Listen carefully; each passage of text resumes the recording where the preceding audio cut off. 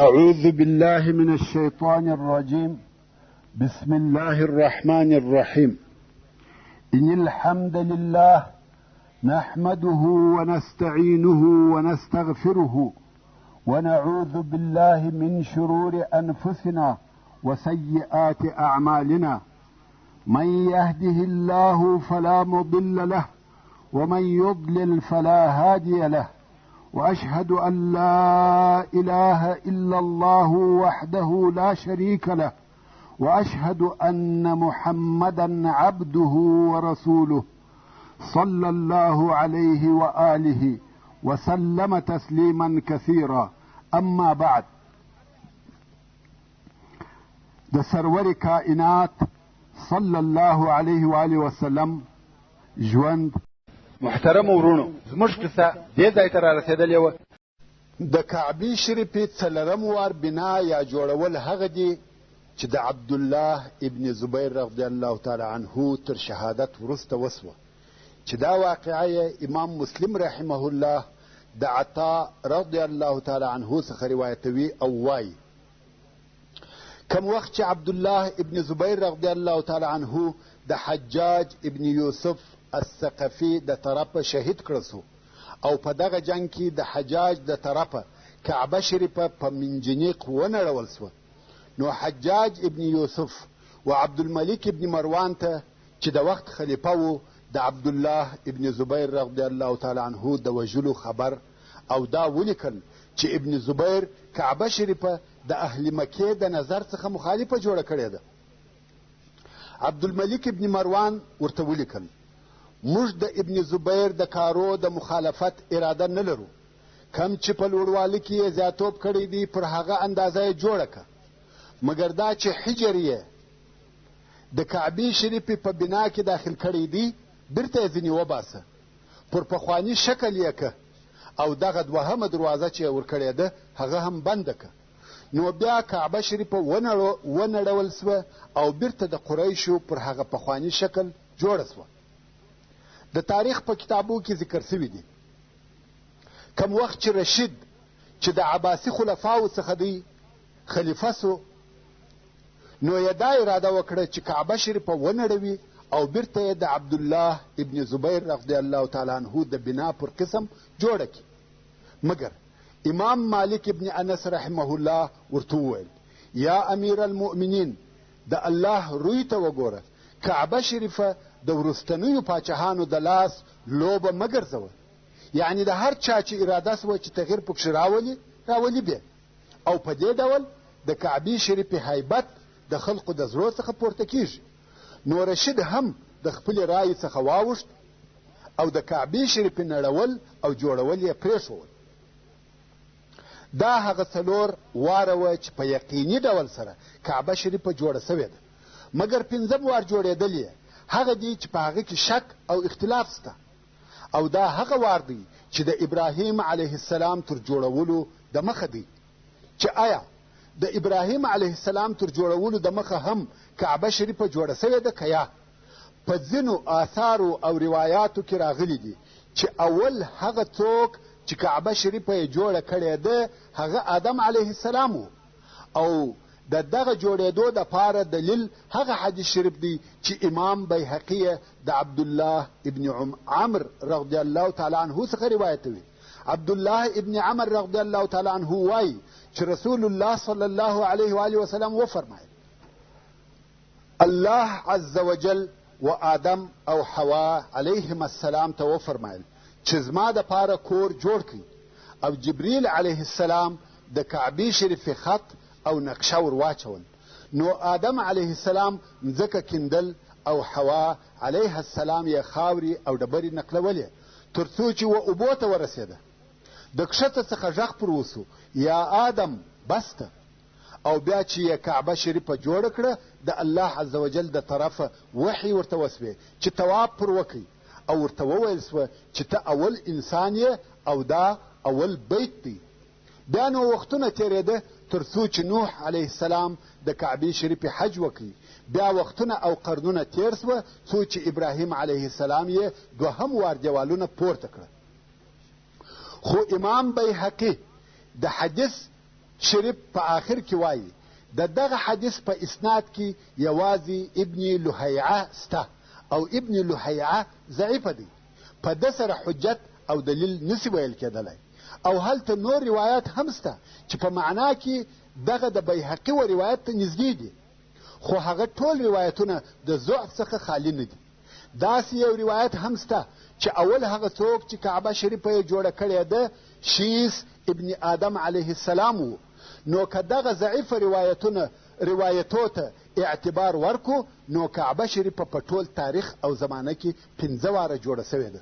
خو ښه او بهتره خبر دا ده چې پر هغه اعتماد وکړو چې په یقین سره ثابت دی. هغه دا چې کعبه شریفه 4 واره جوړه سوې ده لکه د مخه چې په وضاحت سره بیان سوه، او بې له دغه 4 واره جوړېدو څخه بیا علم و الله عز وجل ته پرېږدو. هو په وروستنیو وختو کې یې ځینې وختونه ترمیمات او اصلاحات سوي دي. دا د کعبې شریفې د جوړېدو په باره کې یو څه معلومات وه. څه موده وروسته او تر بعثت 3 کاله د مخه رسول الله صلی الله علیه و آله وسلم د خلقو د باندني ژوند څخه په تنګ و. هلته فسق او فساد، فجور او د بتانو عبادت و.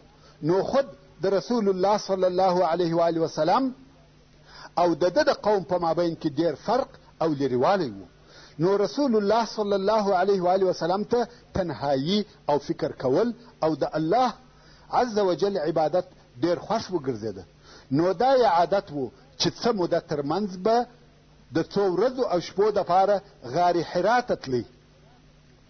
غار حرا په جبل نور کې یو کوچنی غار دی. د غرو ځینې غارونه ډیر لوی وي مګر غار حرا کوچنی غار دی چې فقط 1 یا 2 نفره پکښې ځایېږي او د غره په لوړه حصه کې دی چې څوک بې تکلیفه او ستړیا نسي ورختلی. سبحان الله. رسول الله صلی الله علیه و آله وسلم څونه ګرځېدی او څونه وګرځېدی چې په دغه غرو کې د خلقو څخه ګوښه او د خلقو څخه لرې چې څوک نسي ورتلی د ځان دپاره د ځان د خلوت او تنهایی دپاره ځای پیدا کړي. رسول الله صلی الله علیه و آله وسلم دغه غار چې د مکې مکرمې څخه 3 میله لرې دی د خپل خلوت او تنهایی دپاره انتخاب کړی و، ځکه د ده صلی الله علیه و آله وسلم نه وه خوښه چې بل څوک ورسره وي او مقصد یې هم یوازیوالی او د الله عز وجل عبادت و چې په دغه تنهایی کې به د کون په موجوداتو کې فکر واهه او په دې کې به فکر کاوه چې د دې کون تر شا یو اداره کوونکی قدرت سته او رسول الله صلی الله علیه و آله وسلم په هغه څه نو راځي چې د ده صلی الله علیه و آله وسلم قوم د هغه عقیده درلوده چې هغه شرک او باطل افکار و. خو بیا هم ورسول الله صلی الله علیه و آله وسلم ته یوه واضحه لار او معین شریعت نو ور معلوم چې په هغه سره مطمئن او راضي وي. او د رسول الله صلی الله علیه و آله وسلم دغه تنهایی اختیارول د الله عز وجل په اراده سره و چې د هغه رسالت ولوی امانت ته آماده سي او په هغه رسالت سره د مځکې په مخ کې تغیر راولي. ورسول الله صلی الله علیه و آله وسلم ته تر بعثت 3 کاله د مخه دغه تنهایی خوښه وګرځېده او دغه کوچنی غار یې د خپل فکر او عبادت دپاره خلوتګاه وګرځول. او دغه کوچنی غار حرا 2 خولې لري چې په یوه ورننوځي او بله خوله یې د کعبې شریفې و طرف ته ده لکه کلکین داسې ده او د هغې خولې څخه کعبه شریفه معلومیږي. نو کم سړی چې غار حرا ته داخل سي کولی سي چې د دغه غار د داخل څخه کعبه شریفه وویني. او رسول الله صلی الله علیه و آله وسلم به په دغه غار کې د تفکر عبادت کاوه او کعبې شریفې ته به کتل. هر وخت به دغه غار ته د 2 ورځو دپاره ورتلی او دا یې خوښه وه چې د رمضان په میاشت کې هلته ډیر و اوسیږي. خو په هغه کال چې تر بعثت د مخه و رسول الله صلی الله علیه و آله وسلم په دغه غار کې پوره 1 میاشت تېره کړه. په پخوا کې به پوره 1 میاشت هلته نه پاته کېدی مګر د بعثت په کال پوره 1 میاشت هلته پاته سو ځکه د الله جل جلاله عبادت ډیر خوښ ورته ګرځېدلی و. هو یو وخت به د خوړو یا اوبو راوړلو دپاره د کور د خبر د اخیستلو دپاره راکښته سو، خو بیرته به ولاړ. او په دغه آخري کال چې تر بعثت د مخه دی، رسول الله صلی الله علیه و وسلم چې به پر لارې رهي و او دغه غار ته به تلی، آواز به اورېدی چې ویل کېده به السلام علیک یا رسول الله، او د صلی الله علیه و وسلم به شاوخوا وکتل، هیڅوک به نه و. په حیرت او فکر کې به سو چې دا څه اوازونه دي. رسول الله صلی الله علیه و وسلم فرمایي چې بیا مې تر وحیو وروسته د جبریل علیه السلام څخه پوښتنه وکړه چې یا جبریل، تر بعثت د مخه چې به پر لارې تلم اورېدل به مې چې یو څوک راته وایي السلام علیک یا رسول الله، ما به شاوخوا وکتل، څوک به نه و. دا غږ چا کاوه او څوک و؟ جبریل علیه السلام ویل یا رسول الله، دغه درختو او ډبرو سلام در باندې وایه. محترم وروره، آیا نن ورځ پر رسول الله صلی الله علیه و وسلم درود ویل د ځان سعادت او خوشبختی نه بولې؟ رسول الله صلی الله علیه و وسلم چې په الهي دربار کې کم لوړ مقام او عزت لري، زما او ستا و درود ویلو ته ضرورت نه لري. خو زما او ستا دپاره درود ویل هغه شی دی چې زموږ رابطه پټینګېږي او د متابعت شوق مو په زیاتېږي، زموږ د ښه ژوند او خوشبختۍ سبب ګرځي. نو وروره، په خپل ژوند کې درود ویل ډېر او عادت که، نتیجه به یې په یقیني ډول سره په دنیا او آخرت کې ووینې. کم وخت چې د رسول الله صلی الله علیه و وسلم د عمر 40 کاله پوره سوه، د رسول الله صلی الله علیه و وسلم د ژوند په آفاقو کې د نبوت آثار او علامې ښکاره سوې چې د هغو علامو څخه یو هم رښتیا خوب و. رسول الله صلی الله علیه و وسلم به هیڅ خوب نه لیدی، مګر هغه کار به عینا په هغه شکل سره وسو چې په خوب کې به لیدلی و. امام المحدثین امام بخاری رحمه الله د ام المؤمنین حضرت عایشه رضی الله تعالی عنها څخه روایت کوي چې فرمایي اول هغه شی چې په هغه باندې و رسول الله صلی الله علیه و وسلم ته وحی شروع سوی هغه الرؤیا الصالحه الصادقه و، یعنی صالحه او صادقه خوب و. هیڅ خوب به نه لیدی مګر هغه به داسې پیش او واقع سو لکه روښانه سهار. نو رښتیا خوب د نبوت د علامو او حصو څخه دی. څو پر دغه کیفیت 6 میاشتې تېرې سوې، د نبوت موده او زمانه 23 کاله ده. نو دغه صادقه خوب د نبوت 46 جز دی او الله جل جلاله یې وهغه چاته ورکوي چې د ده جل جلاله خوښه وي.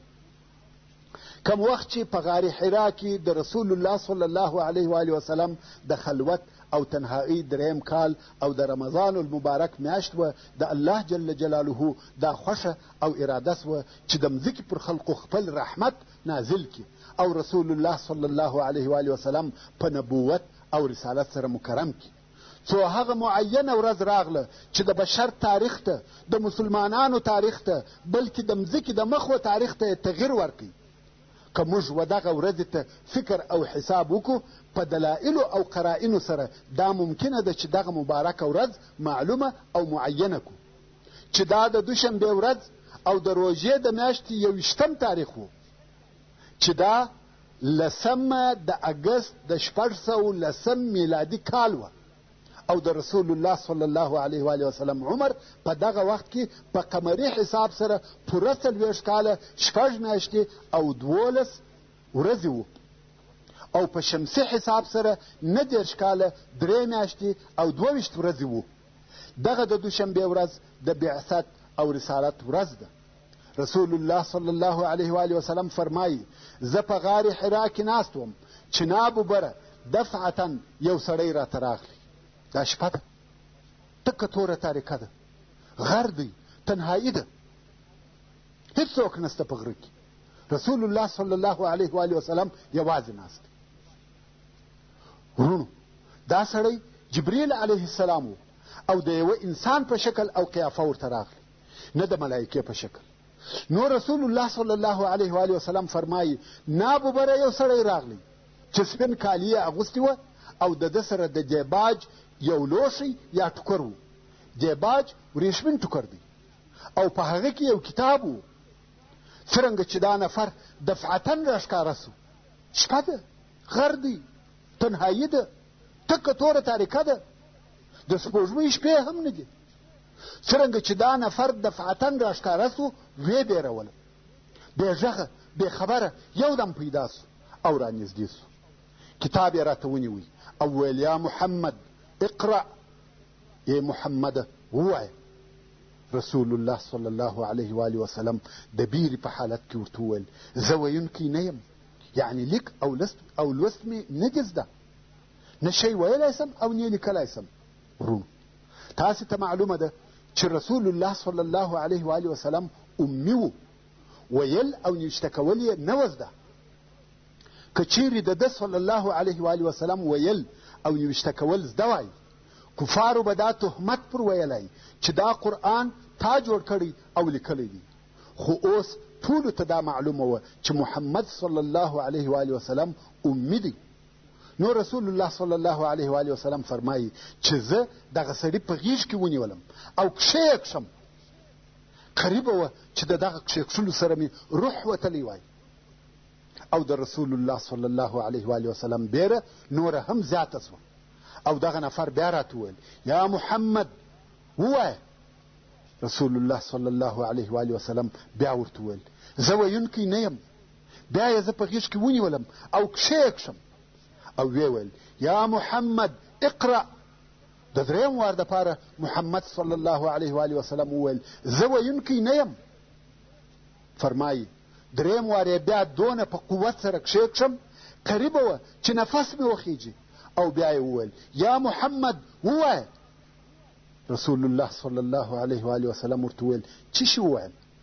جبریل علیه السلام وویل اقرأ باسم ربک الذي خلق خلق الإنسان من علق اقرأ وربك الأكرم الذي علم بالقلم علم الإنسان ما لم يعلم. فقط د سورة العلق دغه اولنی 15 آیاته، دغه 15 آیاته هغه اولنی آیاتونه دي چې د آسمان څخه په لیلة القدر کې نازل شوي دي. الله عز وجل فرمایي انا انزلناه فی لیلة القدر، یعنی موږ دغه قرآن مجید په لیلة القدر کې نازل کړی دی او د روژې په میاشت کې نازل شوی دی.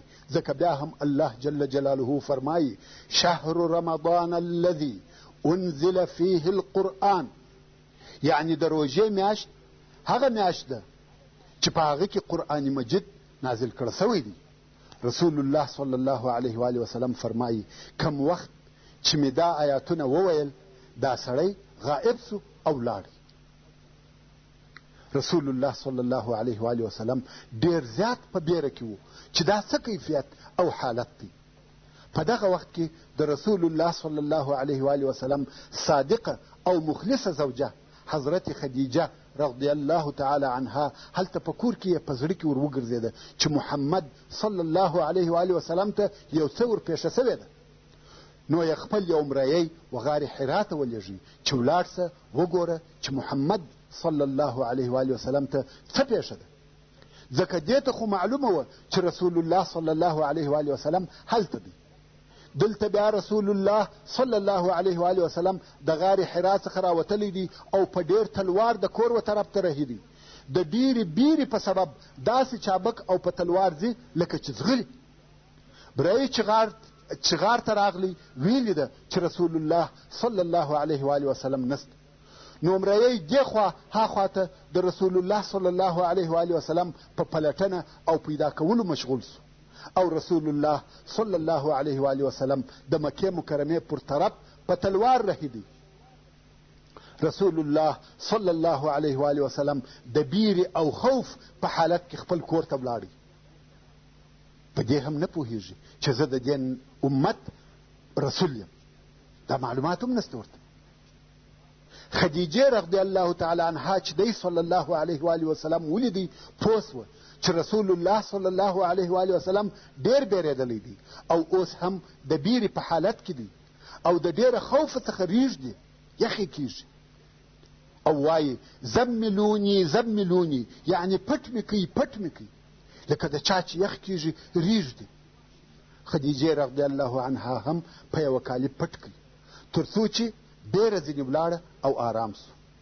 نو یې خدیجې رضی الله عنها ته هغه قصه وکړه، ټول هغه واقعات چې ورته پېښ سوي وو ورته بیان یې کړه او ویل زه پر ځان وبېرېدم.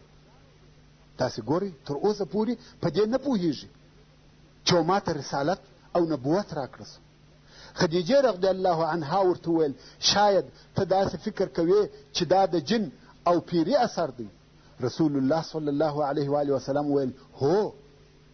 خدیجې رضی الله عنها ویل یا والله تا ته هیڅکله د جن او پیري شر او آزار نه در رسېږي او الله تا نه خرابوي، ځکه ته صلې رحمي وصلوې، یعنی د دوستانو او اقرباو حقوق پر ځای کوې، رښتیا خبرې کوې، د ضعیفانو کومک کوې، د محتاجو ضرورت ور رفع کوې، د میلمه عزت کوې، د حق کومک او طرفداري کوې. ټول اخلاق دې ښه او کریم دي، جن تا ته تکلیف نسي در رسولی. ورونو تاسې په دغه جملو کې فکر وکړئ، آیا خدیجه رضی الله تعالی عنها د رسول الله صلی الله علیه و آله وسلم د عبادت صفت وکړي چې ته ډېر لمونځونه کوې، ډېرې روژې نیسې، ډېرې سجدې کوې، او کېده د اخلاقو صفت وکړي؟ اخلاق د مسلمان په ژوند کې مهم شی دی. په لمونځو او روژو یې سر نه سر ورځي چې انسان بد اخلاقه وي. خدیجه رضی الله تعالی عنها چې په اطمینان سره و رسول الله صلی الله علیه و آله وسلم ته وایي چې په والله و تا ته هیڅ تاوان نه در رسېږي، په قسم سره ورته وایي یا والله تا ته هیڅکله د جن او پیري شر او آزار نه در رسېږي او الله تا نه خرابوي. دا ټوله په چشي په څه خاطر؟ اخلاق یې ور یاد کړل. ستا دغه اخلاق دي، ټول اخلاق دي ښه او کریم دي، جن تا ته تکلیف نسي در رسولی. نور یې هم رسول الله صلی الله علیه و آله وسلم پرېښاوه چې ښه آرام سو. بیا یې نو و ورقه ابن نوفل ته چې د خدیجې رضی الله عنها د اکا زوی و وروستی. ورونو دلته یو ارتباط ته وګورئ. اول آیات چې نازل سو اقرأ، او اول سړی چې اوس رسول الله صلی الله علیه و آله وسلم ورځي د هغه نوم ورقه. اقرأ ویل ورقه د کاغذ ورقه. دغه ورقه چې عرب او قریش وو نصراني سوي وو، او دا قصه به په وروسته کې درته وکړو چې څنګه او ولې نصراني سو. مقصد ورقه ابن نوفل د خدیجې رضی الله عنها د اکا زوی نصراني وو. څرنګه چې د یهودو او نصاراو کتابونه ویل او انجیل یې د عبراني څخه په عربي ډېر لیکلی وو، نو د ډېرو معلوماتو خاوند وو. په عمر ډېر او په سترګو ړوند سوی وو. تقریبا ویل کېږي چې د 98 کال وو. د انبیا علیهم السلام د ژوند معلومات ورته وه، او دا هم ورته معلومه وه چې د راتلونکي نبي وخت او زمانه رانږدې سوې ده. کوم وخت چې دوی و ورقه ته ورغله، نو خدیجې رضی الله عنها ورته ویل یا ابن عم، ای د اکا زو، د وراره څخه دې د ده حال واوره. ورقه ویل ای وراره څه شي دې لیدلي دي او اورېدلي دي؟ رسول الله صلی الله علیه و آله وسلم هغه خپل حال ورته بیانوي، او ورقه په ډېر تعجب غوږ ورته نیولی دی او اوري، او هغه ټوله علامې چې د کتابو څخه و ورقه ته ور معلومې وې هغه ټوله په محمد صلی الله علیه و آله وسلم کې موجودې وې. نو یې په آخر کې په لوړ آواز وویل الله اکبر، والله ناموس اکبر درته راغلی دی، هغه چې الله عز وجل و موسی ته را استولی وو. ورونو د ناموس اکبر څخه مقصد جبریل علیه السلام دی، او د ناموس معنا یعنی د سر او پټ راز ساتونکی، مګر هو هغه د خیر راز، او د جاسوس معنا د شر د راز ساتونکی چې د شر خبرې ساتي.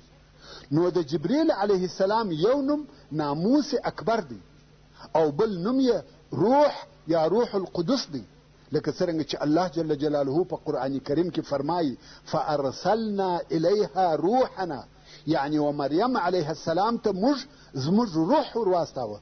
د روحنا څخه مقصد جبریل علیه السلام دی.